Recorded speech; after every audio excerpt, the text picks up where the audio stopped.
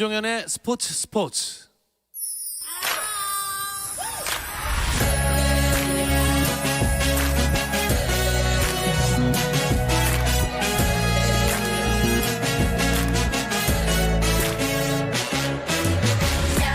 목요일에는 해외 축구 이야기 함께하고 있죠. 라디오의 발롱도르를 꿈꾸는 이건 김정용의 랄롱도르 시작하겠습니다. 풋볼리스트 김정용 기자 먼저 인사 나눌게요. 안녕하세요. 안녕하세요. 김정용입니다. 자, 그리고 영국에 있는 이건 기자도 연결해 보겠습니다. 안녕하세요. 네, 안녕하세요. 이건입니다. 근데 영국은 코로나 상황이 계속 심각한 것 같은 게 프리미어리그에 차질이 많이 생기네요. 네, 계속 프리미어리그 경기가 이 코로나19 확산세로 인해서 하나씩 연기가 되고 있습니다. 지난번 원래는 어제 토트넘과 풀럼의 경기가 열렸었는데 이게 원래는 이 경기가 열리는 게 아니라 에스턴 빌라 대 토트넘의 경기가 열렸어야 되는데 이게 에스턴 빌라 내에 코로나 확진자가 발생을 하면서 취소가 됐고 그 경기로 이제 풀럼전으로 대체가 된 거고요. 전체적으로도 영국 내 코로나19 확산세가 그래도 조금 잡히는 모습인데 그래도 하루에 확진자가 47,000명씩 나오고 있습니다. 백신을 이제 이때까지 260만 명 맞았는데요. 조금씩 백신의 힘이 나오는 거 아니냐라는 그런 희망 섞인 분석들도 지금 계속 나오고 있습니다. 이 영국에서는 경기 중에 선수들이 포옹하는 거 두고도 갑론을박이 펼쳐지기도 했다면서요? 네, 이번 주부터 프리미어리그에 지침이 하나 내려왔는데 경기 중 거리 두기를 조금 더 열심히 해야 된다라는 지침입니다. 그 중에 하나가 골을 넣고 난 다음에 선수들끼리 악수라든지 하이파이브라든지 껴안기라든지 이런 신체적 접촉을 하지 말라는 지침인데요. 여기에 대해서 선수들도 교육을 받았다고 합니다. 그런데 이제 어제하고 이제 주중에 열렸던 18라운드 경기에서는 이 지침을 지킨 선수가 거의 없었어요. 다 골을 넣고 난 다음에 하이파이브하고 껴안기도 하고 그랬는데 이제 구단 감독들은 우리는 골 넣고 난 다음에 선수들이 서로 이렇게 세리머니 하면서 신체적인 접촉을 하는 것을 막을 수 없다라고 이야기를 하면서 이 조항을 놓고 열심히 이제 갑론을박들이 펼쳐지고 있습니다. 어떻게 보면 조금만 조심하면 될 것 같기도 한데 습관을 바꾸기가 어려운 걸까요? 네, 지침 발표 직후에 열린 FA컵 대회에서도 이미 좀 지키기 어렵다는 게 보였는데요. 골 세리머니 때 서로 껴안는 건 물론이고 라커룸에서도 거리 유지를 하지 않은 채 모여서 기뻐하는 모습이 자주 발견됐습니다. 또 크리스탈 팰리스 소속인 미드필더 에베리치 에제는 대회 당국의 허가 없이 다른 구단 경기장에 들어가서 마스크 없이 경기를 관전하다가 구설수에 오르기도 했는데요. 사실 상당히 방역 지침이 잘 지켜졌다고 평가받는 K리그에서도 그라운드 안에서 세리머니 자제, 침 뱉기 자제 이런 여러 가지 지침이 있었지만 이것까지 흥분한 상태에서 지키기 힘든 게 맞긴 맞는 것 같아요. K리그에서도 상당히 흐지부지 됐었거든요. 그런 걸 보면 그라운드 내에서의 지침이 의미가 있나 유명무실해지지 않을까 생각이 되긴 합니다. 근데 이런 걸 좀 주의를 해야 되는 게 지난 주말 잉글랜드 FA컵 대회 일정도 코로나 때문에 약간 위태위태했다면서요? 네, 아까 이건 기자가 말씀해 주신 것처럼 토트넘과 에스턴 빌라의 프리미어리그 경기가 풀럼과의 경기로 대체됐는데 그게 에스턴 빌라에서 확진자가 대량으로 나와서 그런 거였죠. 1군 선수 10명이 확진 판정을 받아서 훈련장까지 다 폐쇄를 했습니다. 그 여파로 앞서 9일 열린 리버풀과 에스턴 빌라의 FA컵 3라운드는 미루기 너무 촉박한 일정이라 에스턴 빌라가 어쩔 수 없이 2군 선수, 즉 다시 말하면 유소년 선수들을 위주로 내보냈어요.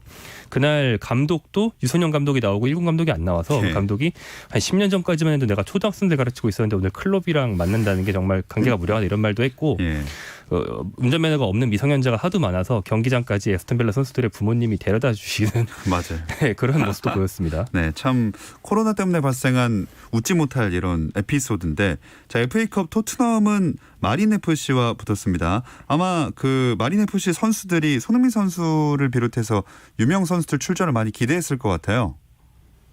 네, 마린 FC가 8부 리그 팀인데 영국 현지에서도 이 8부 리그 팀인 마린 FC 그리고 프리미어 리그에서 상위권에 있는 이 토트넘과의 FA컵 3라운드 경기가 큰 관심이었습니다. 특히 이제 마린 FC의 홈구장에서 열렸는데 결과는 토트넘이 5대0 완승으로 끝났는데 이 경기 전에 무리뉴 감독이 마린 FC를 상대로 8부 리그 팀이지만 제대로 된 1군 선수들을 투입해야 그것이 상대를 존중하는 것이다 라고 이야기를 했고요. 그 말대로 비니시우스, 델리알리 등 1군 선수들 대부분을 경기에 투입을 시켰습니다. 손흥민 선수도 이제 경기장까지 가서 벤치에는 있었는데 승부가 일찍 갈리면서 이제 투입되지는 않았었고요. 뭐 여러 가지 경기 전에 현지에서 찍은 영상들이라든지 그 경기장 앞에 갔던 저희 지인들의 얘기에 따르면 마린 FC 경기장 앞에 인파들이 많이 몰렸다고 그래요. 토트넘 선수들 실물을 한번 보겠다라는 사람들이 많이 있어서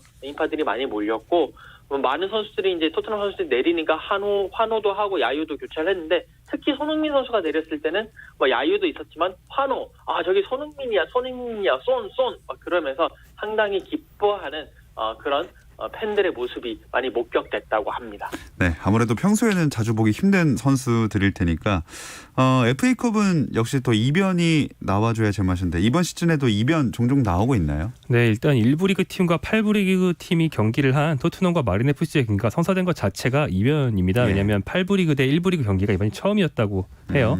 그래서 마린 FC 구장이 하도 작아서 경기장 바로 앞에 가정집이 있어서 그 가정집의 그 경기장 쪽으로 난 방을 쓰는 그 집 아들이 창문에 대고 사진 찍었는데 베일이 있고, 아하. 그래서 그거 뭐 인스타그램에 올리고 이런 일도 있었고요. 근데 가장 최근 열린 3라운드에서는 무려 6부 리그 소속인 촐리라는 팀이 2부 리그의 더비 카운티를 꺾고 다가오는 32강에서는 1부 리그 울버햄턴과 만나는 이변을 만들었고요.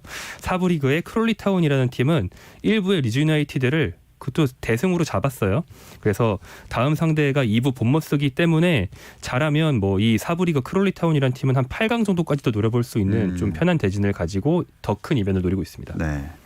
자, 그리고 FA컵 일정이 끝나고 토트넘이 아까 말씀하신 대로 풀럼과 경기를 했는데 결과가 좀 아쉽게 나왔어요. 네, 골대 불운으로 손흥민 선수가 득점을 하지 못했고 토트넘이 강등권 팀인 풀럼과 1대1 무승부에 그쳤습니다. 전반 25분에 레길론 선수의 어시스트를 받은 케인이 선제골을 넣었지만 후반 29분 풀럼의 이반 카발레이로가 동점골을 넣었습니다. 경기가 종료된 뒤에 무리뉴 감독은 충분히 좋은 경기력이 아니었다. 좋은 기회를 살리지 못했다. 또 전반전에 경기를 끝낼 수 있는 장면도 있었는데 못 살렸고 불필요한 실점도 했고 상당히 불만스럽다라는 인터뷰를 했습니다. 네, 이 결과에 대해서 현지 평가는 어떻습니까?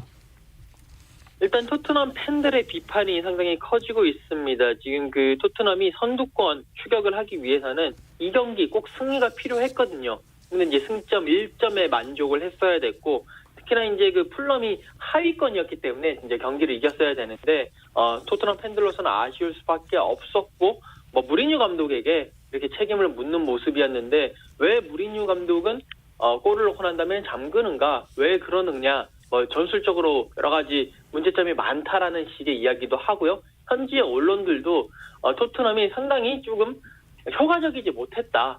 경기를 이겼어야 되고 경기를 마무리 지었어야 되는 시점에 결국 마무리 짓지 못하면서 승점 2점을 뺏기고 말았다라고 평가를 하고 있습니다. 아무래도 부정적인 평가가 주를 이룰 수밖에 없을 것 같은데 이건 기자 생각은 어떤가요? 뭐 비슷한 것 같습니다. 그 토트넘 팬들도 그렇고 저도 그렇고 특히 무리뉴 감독이 요즘 최근 들어서 선제골을 넣고 난 다음에 잠그는 경향이 큽니다. 근데 이제 잠궜을 때 이기면 말이 안 나오는데 이번 경기도 그렇고 지난번에도 몇몇 경기들도 그렇게 특히 웨스트햄전 같은 경우도 그랬고 선제골을 넣고 난 다음에 잠그다가 동점골, 역전골 허용하면서 비기거나 지는 경우가 많았거든요. 이런 부분 물론 이제 저나 팬들보다도 무리뉴 감독이 더 문제의 심각성을 알고 있기 때문에 뭔가 보완을 하겠지만 확실히 보완을 하고 고쳐야 될 필요성이 있다고 보여집니다.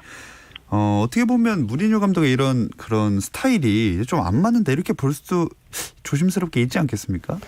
네, 무리뉴 감독이 원래 그 공격 전술의 디테일이 다른 여러 가지 능력에 비해서 좀 떨어진다는 뭐 그런 특성이 늘 지적되어 왔는데 이번 시즌 그런 모습이 더욱 더 부각이 되는 것 같고요. 저는 차라리 예전 첼시를 지도하던 한 10몇 년 전 정도에는 후반에 지킬 거면 진짜 지독하게 지켰거든요. 예. 정말 강등권 팀을 상대로 3골 차로 이기고 있는데도 수비수를 막 2명씩 투입하고 그랬어요. 그런데 지금 토트넘에서는 아예 지키는 것도 아니고 안 지키는 것도 아닌 좀 이도저도 아닌 선택을 했다가 한 골 얻어맞는 경우가 많은데 차라리 손흥민이랑 케인을 둘 다 빼고 센터백을 2명 투입해버려서 절대 실점을 안 한다. 이런 전술을 쓰면은 안 뒤집힐 수 있을 것 같은데 또 그렇게는 안 하더라고요.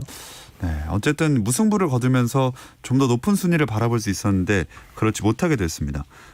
이건 기자, 손흥민 선수 다음 일정이 17일 날 경기죠. 네, 토트넘은 이제 17일에 프리미어리그 최하위인 셰필드 유나이티드와 그 프리미어리그 19라운드 원정 경기를 치르는데요. 상대가 최하위이기 때문에 분명히 토트넘 입장에서는 승점 3점이 필요하고요. 만약에 여기서도 지게 된다면 무리뉴 감독을 향한 비판의 수위는 더 높아질 것으로 보입니다. 네. 토트넘 얘기를 쭉 해봤는데 현재 프리미어리그 순위를 보시면 아주 의외라고 할까요? 정말 오랜만에 1위인 팀이 맨유입니다. 네, 그동안 뭐 리버풀, 첼시, 맨체스터 시티 이런 팀들이 주로 1위 경쟁을 하는데 맨체스터 유나이티드는 잘 해봐야 한 2위 정도까지 올라오는 게 고작이었거든요. 현재는 1위로 올라왔습니다. 제가 지난주 방송에서도 연말연시 프리미어리그 일정의 승자는 맨유였다라고 말씀을 드린 바가 있는데 사실 맨유가 한 11월 말 정도까지만 해도 중위권에 처져 있었어요. 근데 그건 맨유가 다른 팀들보다 경기를 덜해서 생긴 착시였고 그 수년 경기들을 착실하게 다 치렀는데 그 경기들을 모두 승리로 장식하면서 벌어졌던 승점을 다 따라잡았습니다.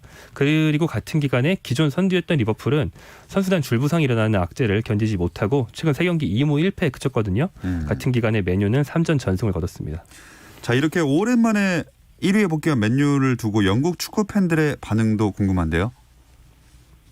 일단 맨유 팬들이 상당히 좋아하고 있습니다. 맨유 팬들이 자신의 SNS에 1위에 오른 그런 순위표를 올리면서 우리가 톱에 있다라고 하면서 상당히 기뻐하고 있는데 다만 맨유 출신 지금 축구 해설위원 하고 있는 게리 네빌 어떻게 보면 맨유 팬들의 마음을 가장 잘 대변하고 있다라고 볼 수 있는데 이 게리 네빌은요. 이제 치열한 선두 다툼 시작일 뿐이고 아직까지는 더 지켜봐야 되고 아직 20경기 정도 이상의 경기가 남았기 때문에 계속 지켜보면서 응원을 해야 된다라는 말을 남기기도 했습니다. 이건 기자 생각엔 어떠세요? 우승할 수 있다고 보십니까? 우승까지는 지금 맨유 전력으로 봤을 때는 아직까지 우승하기에는 좀 쉽지가 않다라고 보여요. 다만 지금 현재 프리미어리그가 변수가 너무 많아요. 코로나 팬데믹으로 인해서 이 일정이 줄어들면서 여러 가지 부상이라든지 또 선수단 내의 코로나 확진자 여부 때문에 너무 변수가 많기 때문에 그런 변수 관리가 가장 중요할 것 같고 무엇보다도 포그바 상태가 가장 중요한데 원래 신이 나는 포그바는 상당히 무섭고 아무도 막을 수 없지만 지금 언제 이 포그바가 지금은 신나서 잘 뛰고 있는데 동기부여가 떨어질지 모르거든요. 이 또 동기부여가 떨어지면 평범하게 전락을 하거나 아니면 팀에 해를 끼치는 선수이기 때문에 솔샤르 감독으로서는 포그바의 상태를 멘탈 관리를 잘하는 것이 가장 중요하다라고 보실 수가 있겠습니다. 김정용 기자는 우승을 하기 위한 키는 뭐라고 생각하세요? 저는 이제 일정 얘기를 해드리고 싶은데요. 재밌는 게 곧 맨체스터 유나이티드와 리버풀 지금 거의 공동 선두나 다름없는 치열한 선두 경쟁을 하고 있는 두 팀이 맞대결을 갖게 됩니다. 오늘 18일에 프리미어리그 대결을 갖는데 여기서 이기는 팀이 이제 1위 독주를 하고 지는 팀은 약간 추격하는 입장이 되겠죠. 그리고 그보다 일주일 뒤인 24일에는 FA컵에서 두 팀이 맞대결을 또 해요. 이 두 팀이 원체 전통적인 라이벌이기도 해서 프리미어리그 최고의 빅매치이기 때문에 이 두 빅매치에서 프리미어리그와 FA컵 영국 내에서 제일 큰 두 개 대회에서 웃는 팀이 가려지게 됩니다. 네. 자, 오랜만에 맨유 이야기를 좀 길게 하게 되는 것 같은데 나온 김에 좀 더 해볼 텐데요. 자, 추억 속의 이야기를 잠시 쉬었다 와서 나눠보겠습니다.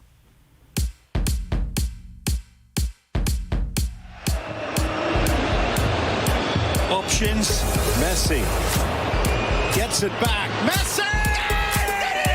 Suarez puts it on the plate and Messi. 현장의 소리, 레전드들의 이야기. 스포츠에서 모두 다 만나보세요. 김정현의 스포츠. 해외 축구 이야기를 나누는 라디오의 발롱도르, 이건 김정용의 랄롱도르를 듣고 계시고요. 풋볼리스트 김정용 기자, 영국의 이건 축구 전문 기자와 함께하고 있습니다. 이건 기자, 맨유 선수들이나 팬은 그냥 마음 같아서는 리그를 여기서 멈추고 싶을 거예요.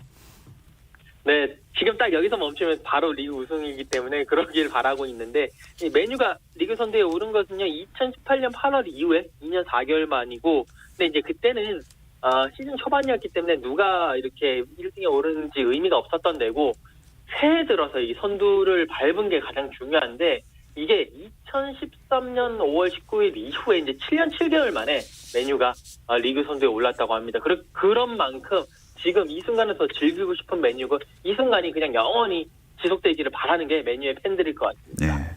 돌이켜보면 맨유가 EPL 우승 못한 지도 상당히 오래됐어요. 네, 방금 얘기한 게 잠깐, 그러니까 아주 극초반을 제외하면 잠깐이라도 선두에 있었던 게 2013년 5월 19일이라고 했는데 그게 알렉스 퍼거슨 감독의 맨체스터 유나이티드 마지막 경기였거든요. 그러니까 퍼거슨 감독이 떠난 뒤에는 예. 한 번도 최종 1위는 고사하고 일시적인 1위조차 하지 못했다. 뭐 이런 뜻이 되는 거죠. 퍼거슨 감독이 그만큼 절대적인 카리스마를 갖고 맨체스터 유나이티드 전성기에 많은 비중을 차지했다는 걸 한 번 더 확인할 수 있는 대목이 되겠습니다. 뭐 말할 것 없이 맨유 전체 역사를 봐도 퍼거슨 감독이 지휘봉을 잡고 있을 때가 전성기였다 이렇게 얘기할 수 있을 것 같아요. 아, 네, 물론입니다. 맨유 역사상 리그 우승이 20회로 잉글랜드 최다 우승 기록 보유팀인데요. 그중 퍼거슨 감독 때 13회를 했습니다. 그리고 유일하게 프리미어리그보다 더 높게 쳐주는 트로피가 또 UEFA 챔피언스리그인데 예.